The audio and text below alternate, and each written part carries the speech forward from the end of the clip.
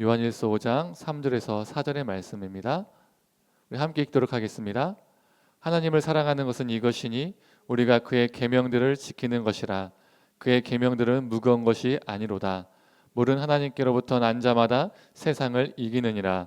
세상을 이기는 승리는 이것이니 우리의 믿음이니라. 아멘. 네, 1월 헌금 보고하도록 하겠습니다. 171만 2,492원이 들어왔고요. 170만 원을 지출했고 나머지 12,492원은 예비비로 이렇게 넘겼습니다. 네, 눈으로 봐주시면 될 것 같습니다. 네, 말씀 전하도록 하겠습니다. 사랑도 여러 가지 종류가 있습니다. 엄마가 자녀를 사랑하는 것은 뭐죠? 모성애라고 합니다. 아빠가 자녀를 사랑하는 것은 부성애라고 하죠. 또 젊은 커플끼리 사랑은 연인들의 사랑이라고 합니다. 혼자 사랑하는 것을 짝사랑이라고 하고 또 친구들끼리의 사랑을 우정이라고 하죠. 그리고 해서는 안 될 사랑은 뭐라고 하죠? 불륜이라고 합니다. 또 사랑은 사람에게 원동력을, 힘을 주기도 합니다. 학창 시절에 보면 수학이나 영어 등 어떤 특정 과목을 정말 열심히 하는 친구들이 있습니다. 지금도 그런 학생들이 있을 거예요. 왜 그들이 그 특정 과목을 열심히 하죠? 그 과목 선생님을 짝사랑해서 그런 경우가 있습니다. 그 선생님 때문에 그 특정 과목을 열심히 해서 잘하게 되고 또 나중에 대학에 들어갈 때 그 과목과 관련된 전공을 하게 되는 경우도 있습니다. 또 어떤 사람은 갑자기 금주를 하거나 금연을 하는 경우도 있죠. 지금 사귀고 있는 사람이 그 담배 피는 것을 또는 술 먹는 것을 별로 안 좋아해요. 그래서 그 사람을 사랑하기 때문에 내가 담배를 끊기도 하고 술을 끊기도 합니다. 여러 안 좋은 습관들을 고치고 버리기도 하죠. 이렇게 사랑은 힘이 있고 사랑에는 여러 종류가 있습니다. 지금까지 사람이 사람을 사랑하는 것에 이야기를 두었다면 신을 사랑한다는 것은 무엇일까요? 우리 기독교인들에게 그 사랑의 대상은 누구입니까? 바로 여호와 하나님이죠. 성도님들, 우리는 하나님을 사랑한다라고 말하는데, 고백하는데 하나님을 사랑한다는 것이 무엇일까요? 찬양을 부르거나 설교를 들을 때 감정이 고취되어서 울컥하는 것이 사랑일까요? 저는 사람들에게 MBTI를 묻지도 않고 따지지도 않는데 보통 T라고 하면 현실적이고 이성적인 사람을 말하고 F라고 하면 감성적인 사람을 말하죠. 이 F인 사람은 다른 사람들보다 감수성이 풍부해서 잘 울컥합니다. 잘 울어요. 감정이 이렇게 감정선이 되게 쉽게 막 이렇게 흔들리죠. T는 현실적이어서 감정선이 일정합니다. 감정이 잘 티가 나지 않아요. 그런 T 성향의 사람은 하나님을 그렇다면 덜 사랑하는 걸까요? 아니면 새벽기도 안 빠지고 집에서나 차에서나 항상 찬양을 틀어놓고 듣고 또 기독교 방송으로 매일매일 여러 편의 설교를 듣고 이런 게 하나님을 사랑하는 것일까요? 아니면 밥을 먹을 때뿐만 아니라 물을 마실 때에도 음료를 마실 때에도 다 기도하고 찬양이나 기도를 할 때 주여 주여 아멘 아멘 이렇게 말하는 것이 하나님을 사랑하는 것일까요? 오해하지 않았으면 좋겠습니다. 이 질문들은 기독교 방송을 듣지 말고 찬양을 듣지 말고 식기도 하지 말고 아멘 아멘 하지 말라라는 말이 아닙니다. 저도 식기도 하고요. 찬양도 듣습니다. 그리고 감동이 될 때, 은혜가 될 때 그 찬양에 그 설교에 아멘으로 답할 때 있습니다. 이러한 것들이 하나님을 사랑하는 것과 무관하지 않습니다. 유관합니다. 그러나 이것들이 본질이 아니라는 거죠. 주가 아니라는 겁니다. 우리는 신앙에 있어서 주객이 전도되는 경우가 참 많이 있습니다. 주가 객이 되고 객이 주가 되어서 주가 된 그 객을 엄청나게 붙잡고 행하고 심지어 집착하기까지 할 때가 있습니다. 그러면서 내가 신앙생활을 잘하고 있다라고 스스로 여기는 착각까지 이르는 경우가 있습니다. 반대로 객이 된 주는 우리 삶 속에서 우리 신앙생활 속에서 터부시되거나 잊혀지거나 사라지는 경우도 참 많이 있죠. 성도님들, 제가 다시 한번 질문을 해보겠습니다. 우리는 하나님을 사랑한다라고 수없이 고백하는데 하나님을 사랑한다라는 것은 무엇일까요? 오늘 본문이 그 답을 말해주고 있습니다. 우리 3절 전반부만 한번 읽어보도록 하겠습니다. 하나님을 사랑하는 것은 이것이니 우리가 그의 계명들을 지키는 것이라. 하나님의 계명을 지키는 것이 하나님을 사랑하는 것이다 라고 오늘 본문은 말하고 있습니다. 이게 바로 본질이고 이게 바로 주입니다. 앞에서 언급한 여러 반응과 여러 행위 그리고 여러 감정들은 2차적인 반응입니다. 부수적인 것이죠. 그래서 찬양이나 설교를 듣고요, 감정이 울컥할 수도 있고 안 그럴 수도 있습니다. 집에서나 밖에서나 기독교 방송을 들을 수도 있고 안 들을 수도 있어요. 교회 봉사를 할 수도 있고 안 할 수도 있습니다. 물 마시면서까지도 식기도를 할 수도 있고 안 할 수도 있어요. 이런 게 하나님을 사랑하는 것이다 라고 성경이 말하고 있지 않잖아요. 그러나 성경은 하나님의 계명을 지키는 것이 하나님을 사랑하는 것이다 라고 말하고 있습니다. 왜 하나님의 계명을 지키는 것이 하나님을 사랑하는 것일까요? 우리는 요한일서 5장 3절의 말씀을 더욱더 잘 이해하기 위해서 그 당시 고대 사회에서의 흔히 행해졌던 종신봉주 또는 봉신종주의 조약을 이해해야 됩니다. 강한 나라와 약한 나라가 있을 때 이 두 나라가 조약을 맺을 때 어떤 조약을 맺을까요? 종주 봉신 조약을 맺습니다. 맺은 이후부터는 약한 나라는 강한 나라에게 충성을 다해야 합니다. 성경에서도 보면 이스라엘이 애굽의 종주 봉신 관계로 있을 때가 있었습니다. 그래서 애굽에게 조공을 바치죠.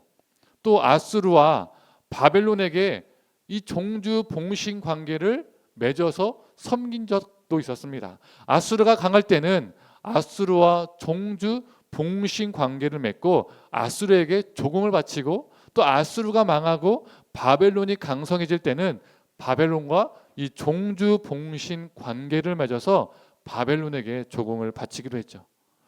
우리가 열왕기나 역대기를 보면 남유다가 바벨론과 종주 봉신 관계를 맺어서 이 바벨론에게 엄청난 조공을 바칩니다. 이렇게 바벨론에 충성을 하다가 그 관계를 깨고 애굽을 의지합니다. 애굽이 남유다를 향해서 야, 바벨론에게 그 엄청난 조공을 바치니까 얼마나 힘드냐. 바벨론을 배신하고 우리와 종주 봉신 관계를 맺자. 그러면 우리가 조공도 싸게 해줄게. 이렇게 애굽이 이 남유다를 꼬십니다. 그리고 이 남유다가 이 애굽의 말만 믿고 바벨론과의 종주 봉신 관계를 깨버리죠. 그래서 어떻게 됩니까? 바벨론이 화가 나서 남유다를 멸망시키죠. 우리나라 역사에도 이 종주 봉신 관계가 나옵니다. 조선은 명나라에게 왕의 자리도 허락을 받아야 공식적인 왕으로 인정을 받았습니다. 그래서 새해가 되면 새해 첫날 명나라가 있는 이 명나라 황자가 있는 곳을 향해서 조선 왕이 무엇을 했을까요? 큰 절을 올렸습니다. 명나라에 대한 충성을 의미하는 행위였습니다. 이처럼 종주 봉신 관계를 맺음으로써 종주는 봉신을 책임지고 보호하는 의무가 생기고 봉신은 종주에 대한 충성을 다하는 의무가 생깁니다.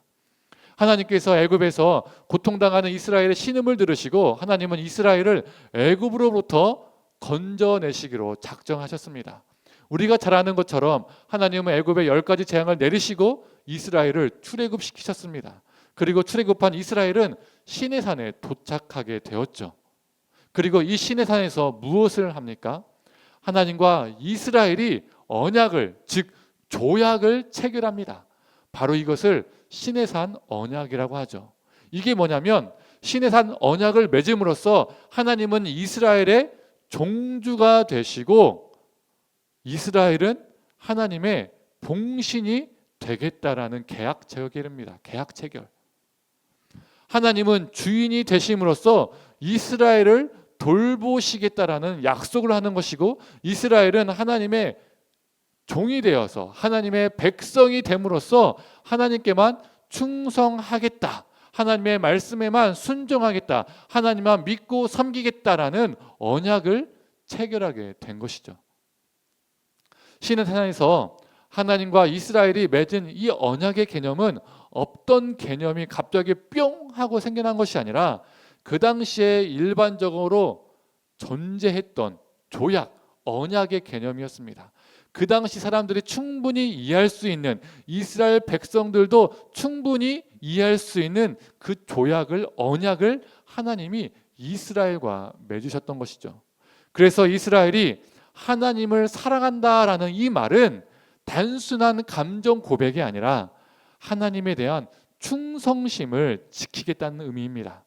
하나님만을 믿고 섬기겠다는 거예요. 하나님의 말씀에만 순종하겠다는 겁니다. 그 다짐에 걸맞게 하나님에 대한 충성심을 지키겠다라는 것이 하나님을 사랑한다라는 의미입니다. 그래서 이스라엘이 하나님과 시내산 언약을 맺은 후에 하나님께서 그들에게 십계명의 말씀을 주셨죠. 그리고 그들의 귀에 어떤 말씀이 선포되었을까요? 신명기 6장 4절에서 5절의 말씀입니다. 이 신명기 6장 바로 앞장인 신명기 5장은 하나님께서 이스라엘에게 십계명을 주는 사건이 기록되어 있습니다. 십계명을 주신 후에 6장 말씀이 선포됩니다. 4절에서 5절을 읽어보도록 하겠습니다. 이스라엘아 들으라. 우리 하나님 여호와는 오직 유일한 여호와시니 너는 마음을 다하고 뜻을 다하고 힘을 다하여 네 하나님 여호와를 사랑하라. 하나님은 이스라엘에게 이렇게 말씀하시는 거예요. 너희들은 이제부터 나와 종주봉신 관계를 맺었어. 나는 너희들의 주인이 되고 너희들은 나의 종이 되고 나의 백성이 되는 거야. 그리고 여기 십계명이 있어. 여기 너희들에게 주는 율법이 있어. 너희들은 이 계명을, 이 말씀을 지켜 살아라. 이것이 바로 마음을 다하고 뜻을 다하고 힘을 다해서 나 여호와를 사랑하는 거야 라고 하나님이 말씀하시는 겁니다. 그래서 실제로 이 말씀이 선포된 다음 절들을 보면 10절부터 불순종에 대한 경고의 말씀이 계속 열거됩니다. 말씀에 대한 순종, 말씀에 대한 충성심을 버리지 말아라, 사랑을 버리지 말아라 라는 뜻이죠. 성도님들, 애언서를 보면 어떻습니까? 수많은 예배와 수많은 헌물과 헌금, 수많은 찬양, 수많은 종교적 행위들이 넘쳐납니다. 안식일에 깨끗한 옷을 입고 성전에 가서 거룩한 예배를 드렸습니다. 북이스라엘이나 남유다나 그들의 예배는 화려했고 수많은 악기와 수많은 수단들이 그 예배 가운데 다 동원이 되었죠. 그들의 예배는 열정적이었습니다. 열광적이었습니다. 그들의 예배를 보시고 하나님이 어땠습니까? 와, 너희들의 예배가 너무나 열광적이고 열정적이구나. 나를 향한 사랑이 너무나 뜨겁구나. 이렇게 감동하셨나요? 아닙니다. 하나님은 그거 나 사랑하는 거 아니야 라고 여기셨습니다. 그들은 하나님을 열심히 사랑한다라고 믿었고 그렇게 수없이 고백하고 행동했는데 하나님은 그들의 예배와 모든 제의, 모든 종교적 행위를 가증스럽게 여기시고 버거워하셨습니다. 그들은 하나님을 사랑한다라고 했지만 받는 대상이신 하나님께서 그 사랑을 역겨워하셨죠. 그건 하나님이 원하시는 진짜 사랑이 아니었습니다. 왜 하나님이 그들의 사랑을 거부하셨습니까? 그들에게 말씀에 대한 충성심이 없었기 때문입니다. 그들은 하나님을 향해서 수없이 사랑한다라고 고백했지만, 수없이 예배 드렸지만, 수없이 봉사했지만 말씀에 대한 신실함, 말씀에 대한 순종함, 이것을 상실한 삶을 살았기 때문에 이게 이스라엘의 심각한 문제였고 이스라엘의 큰 죄악이었습니다. 성경은 이것을 사랑 없음이라고 말합니다. 그래서 안식일에 깨끗한 옷을 입고 성전에 가서 예배를 드리는 것이 하나님을 사랑하는 것이 아니라, 또한 하나님을 사랑한다라고 수없이 외치는 것이 하나님을 사랑하는 것이 아니라, 안식일에 무엇을 해야 하나님을 사랑하는 것입니까? 안식일에 남종과 여종에게 쉼을 주는 것, 이것이 하나님의 말씀을 지키는 것이고 이게 바로 하나님을 사랑하는 것이었습니다. 그러나 이스라엘은 이 사랑을 저버렸죠. 하나님은 안식일에 남종과 여종과 가축을 쉬게 하라고 명령하셨지만 이렇게 하면 자신들이 손해를 보는 거예요. 경제적인 타격이 있는 거예요. 그래서 안식일에 어떻게 합니까? 남종과 여종과 가축은 계속 일하게 하면서 자신들은 성전에 가서 예배를 드리는 것을 네 번째 계명, 안식일을 거룩하게 지키는 것으로 변질시켜버렸죠. 세상의 기준에서는 감정만 있어도 사랑이라고 합니다. 약속에 대한 신실함이 필수가 아닙니다. 그래서 짝사랑도 사랑이라고 하고 불륜도 사랑이라고 합니다. 심지어 스토커도 자신이 상대방을 사랑한다라고 믿고 생각합니다. 이처럼 사랑에 대한 성경의 기준과 세상의 기준은 다릅니다. 세상에서는 약속에 대한 신실함, 충성심 이게 필요 없어요. 아무리 입으로 하나님을 사랑한다고 고백할지라도, 아무리 수없이 예배를 드려도, 아무리 수많은 종교적 행위를 해도 하나님의 말씀에 대한 순종이 없으면 내 삶 속에서 그 말씀을 체화시키고 그 말씀으로 삶을 살아내지 않으면 성경은 그것을 사랑하지 않음이라고 말합니다. 성도님들, 사무엘하 1장을 보면 다윗과 요나단의 사랑이 언급이 됩니다. 더 정확하게 말하면 여인의 사랑보다 더 했다라고 표현이 돼요. 여인의 사랑보다 더 강력했다는 겁니다. 이상한 사람들은 이걸요 어떻게 말합니까? 다윗과 요나단이 동성애했다라고 하고 이상한 주장을, 말도 안 되는 주장을 하는 사람들이 있습니다. 아니죠. 다윗과 요나단이 서로 사랑했다는 것은 무슨 의미일까요? 요나단은요 사울 왕의 아들이었습니다. 즉 왕족이었습니다. 자신이 왕권을 물려받아야 합니다. 그러나 요나단은 하나님께서 자신이 아니라 다윗을 왕으로 선택하셨다는 것을 알았습니다. 그리고 그것을 하나님의 뜻으로 받아들였습니다. 그래서 그가 다윗과 언약을 맺습니다. 무슨 언약을 맺습니까? 사무엘상 20장을 보면 다윗 네가 왕이 되더라도 우리 집안을 끊지 말아달라, 우리 집안을 지켜달라라고 서로 언약을 맺습니다. 그리고 시간이 지나서 사울도 죽고 요나단도 죽고 다윗이 왕이 되었을 때 요나단의 아들 무이보셋을 다윗이 어떻게 합니까? 사울의 후손이라고 죽입니까? 아니에요. 그를 품습니다. 죽이지 않습니다. 약속의 당사자인 요나단이 죽었음에도 불구하고 다윗은 그 약속을 지켰습니다. 서로 맺은 그 언약에 신실했습니다. 충성했어요. 이 둘이 살아있는 동안에 자신들의 맺은 언약에 대해서 서로에 대해서 신실했다는 겁니다. 즉 다윗과 요나단이 사랑했다는 것은 서로 맺은 언약에 신실했다, 지켜나갔다라는 의미입니다. 이게 바로 성경이 말하는 사랑입니다. 단순히 감정선만을 말하는 것이 아닙니다. 오늘 말씀은 사랑이란 종교적 감정의 고치나 입술의 고백만이 아니라는 것을 분명히 말해주고 있습니다. 함께 4절을 읽어보도록 하겠습니다. 무릇 하나님께로부터 난 자마다 세상을 이기느니라. 세상을 이기는 승리는 이것이니 우리의 믿음이니라. 요한은 계명을 지키는 것이 하나님을 사랑하는 것이다 라고 말하면서 세상을 이기는 믿음에 대해서 자연스럽게 이야기합니다. 2주 전에 요한계시록 2장에 나오는 예배소 교회에 관해서 설교를 했던 적이 있었죠. 그때 본문과 오늘 본문에서 공통적으로 나오는 단어가 있습니다. 그게 뭘까요? 두 가지가 있는데요. 사랑과 이김입니다. 사랑과 이김. 요한의 저서에서는요, 이 사랑과 이김이라는 표현이 정말 많이 언급이 됩니다. 2주 전 선교 때 에베소 교회는 어떤 교회라고 했었죠? 훌륭한 지도자들이 에베소 교회를 돌봐서 나름 분별력 있는 교회였습니다. 그래서 이단들에게 넘어가지 않은 교회였죠. 열심도 있었습니다. 고난도 견뎌내는 교회였습니다. 그런데 문제가 무엇이었습니까?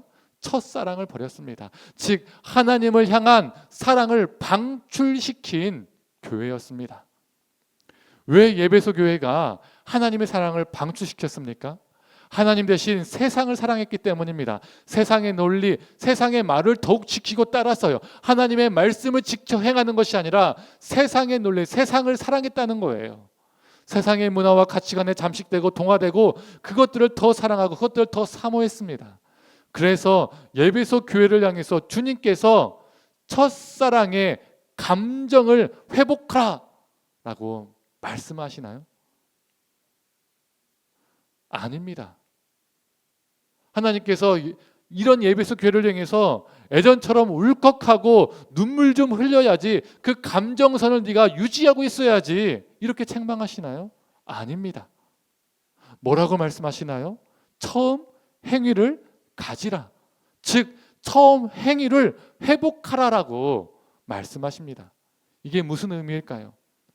세상의 논리를 지키고 세상의 말에 기울였던 세상의 가치와 문화에 동화되었던 그 모습을 버리고, 네가 세상의 논리와 세상의 말을 지켜 행했다면 그 모든 것들을 버리고 계명을 지켰던 그 모습, 이전에 네가 그 계명에 충성했던 그 삶을 회복하라 라고 말씀하시는 겁니다. 그게 나를 사랑하는 거야 라고 말씀하시는 거죠. 예비소 교회는 교회 안에서는 분별력도 있고 열심도 있었습니다. 즉 멀쩡하고 깔끔하고 괜찮아 보였지만 실제로는 세상을 너무나도 사랑해서 하나님의 말씀을 자신들의 삶에 구현하고 그 말씀대로 살고자 하는 고뇌가 사라졌던 것이죠. 그래서 예비소 교회를 향해 언약에 대한, 계명에 대한 충성심을 회복하라라고 말씀하신 겁니다. 우리 이렇게 생각할 때 있지 않습니까? 예전에는 찬양만 들어도 막 눈물이 나고 막 울컥하고 말씀만 들어도 감동이 되었는데 요즘은 메말랐어. 눈물도 안 나고 그때처럼 뜨거운 감정이 사라졌어.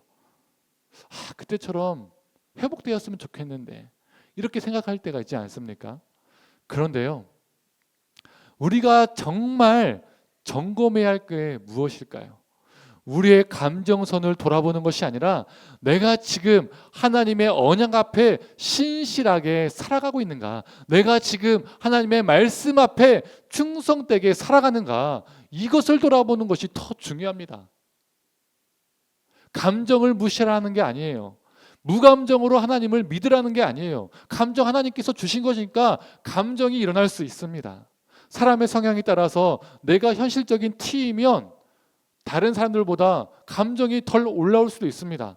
내가 감성적인 F이면 하나님을 믿을 때 남들보다 감정이 더 올라올 수 있어요.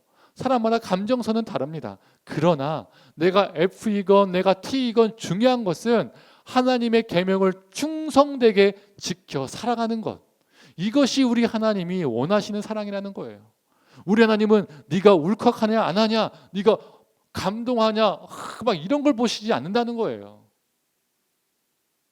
우리 하나님이 T인 사람에게나 F인 사람에게나 공통적으로 요구하시는 사랑은 감정이 아니라 계명을 지켜 살아가는 삶입니다. 하나님은 T인 사람에게 야, 너 왜 저 사람보다 눈물을 적게 흘리냐, 감정선이 왜 이렇게 뜨겁지 않아, 이런 걸 보시지 않는다는 거예요. 반대로 찬양을 부를 때 눈물을 펑펑 흘리고 말씀을 들을 때 열정적으로 아멘 아멘 해도 일상의 삶 속에서 세상을 너무나 사랑하고 하나님의 말씀에 충성되지 않으면 하나님은 그걸 사랑하지 않음으로 보신다는 거예요. 너 나 사랑하지 않는구나, 이렇게 여기신다는 거예요. 성도님들, 우리 하나님을 사랑하는 자, 즉 하나님의 계명에 신실한 자로 충성된 자로 살아가는 저와 성도님들 되기를 간절히 소망합니다. 이것이 세상을 이기는 믿음입니다. 이제 말씀을 정리하겠습니다. 5장 3절 후반부에 이런 말씀이 있습니다. 노란 글씨 함께 읽어보도록 하겠습니다. 그의 계명들은 무거운 것이 아니로다. 하나님의 계명은 무거운 것이 아니다라고 말합니다. 표준 세번역과 공동 번역을 보면 무거운 짐이 아니다라고 번역되어 있습니다.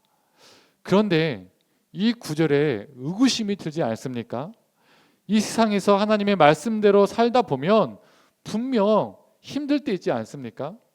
저도 인생 많이 살지 않았지만 신앙생활 하다 보면 내 목회자적인 양심을 지키다 보면 어려움을 당할 때가 정말 적지 않게 있었습니다.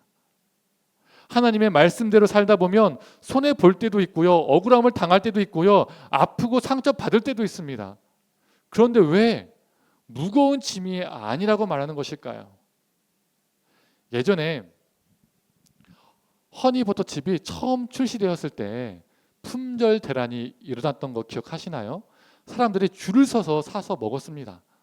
인터넷 기사나 TV 뉴스에서도 여러 번 보도가 되었었죠. 사람들이 줄 서서 이 허니버터칩을 사가는데 한 사람당 한 봉지씩밖에 사가지 못했습니다. 그때가 어떤 때였냐면 제 아내가 지훈이를 임신한 때였었습니다. 아내가 갑자기 제게 무서운 말을 했습니다. 어떤 말을 했을까요? 여보, 저 허니버터칩 어떤 맛인지 궁금하다. 먹어보고 싶다라는 무서운 말을 했습니다. 그래서 제가 어떻게 했을까요? 주변에 크고 작은 마트들과 편의점들을 다 둘러봤는데요. 이미 동나서 없다는 거예요. 그래서 집 근처 편의점 두 곳에 가서 허니버터칩이 언제 입고되냐고 물어봤더니 한 가게는 새벽 3시에 또 다른 가게는 새벽 4시경에 들어온다라고 말을 하더라고요. 그런데 그 새벽에도 바로 사가지 않으면 금방 동이 난다라고 말을 하더라고요. 그래서 제가 어떻게 했을까요? 새벽 3시 전에 일어나서 급하게 편의점으로 가서 한 봉지를 구매했습니다. 그런데 혹시 아내가 더 먹고 싶어 할까 봐 4시에 입고된다는 그 편의점에 곧장 가서 입고될 때까지 그 문 앞에서 기다리다가 입고되었을 때 하나 더 구매를 했습니다. 그리고 새벽 5시에 새벽 기도회를 갔어요. 잠을요 한 2시간 정도밖에 못 자고 일어났더니 정말 몸이 피곤했습니다. 정말 힘들었어요. 고됐습니다. 사실입니다. 그러나 그 모든 것이 제게는 무거운 짐으로 다가오지 않았습니다. 왜요? 사랑하기 때문입니다. 갑자기 애처가 흉내를 내죠. 우리 아내가 웃습니다. 여튼 사람의 사랑도 이렇습니다. 진정으로 사랑하면 그 고됨도 무거운 짐으로 여기지 않습니다. 진정으로 사랑하면 그 고됨을 기꺼이 감당합니다. 그리고 그 힘듦이 기쁨으로 치환이 되죠. 아내가 그 과자를 맛있게 먹는 걸 보고 전 기분이 좋았습니다. 우리가 이 세상에서 하나님의 말씀을 지켜 살아가다 보면 그 말씀에 충성되게 살아가다 보면 분명 손해보고요, 억울할 때가 있습니다. 힘들 때가 있습니다. 이건 사실입니다. 그러나 세상이 이기는 것이 아니라 종국에는 하나님이 세상을 이기십니다. 이 진리를 믿고 또한 하나님을 진정으로 우리가 사랑하기 때문에 그 모든 것을 기꺼이 감당하게 됩니다. 이러한 삶을 통해서 영광 받으실 하나님께서 우리의 슬픔과 고된과 아픔을 기쁨으로 치환시켜 주실 것을 믿기 때문에 그 고됨은 사실이나 그 고됨을 억지로 짊어져야 하는 무거운 짐으로 여기지 않게 되는 것이죠. 성도님들, 우리가 하나님을 사랑한다고 고백하지만 혹 감정에만 치우쳐 있는 사랑은 아닌지 돌아보았으면 좋겠습니다. 순종 없는 삶, 편안한 삶만 추구하는 그러한 사랑을 우리가 하고 있지는 않은지 돌아보았으면 좋겠습니다. 하나님을 사랑하는 자는 하나님의 계명을 충성되게 지키는 자입니다. 우리 삶의 때때로 손해와 어려움이 따를지라도 고난이 따를지라도 하나님의 말씀에 순종된 자로 하루하루 살아가기를 간절히 소망합니다. 이것이 세상을 이기는 믿음이고 이것이 바로 하나님이 원하시는 사랑입니다. 우리 삶에 하나님을 향한 사랑이 가득하기를 간절히 축원합니다. 이 시간 함께 찬양하고 기도하도록 하겠습니다.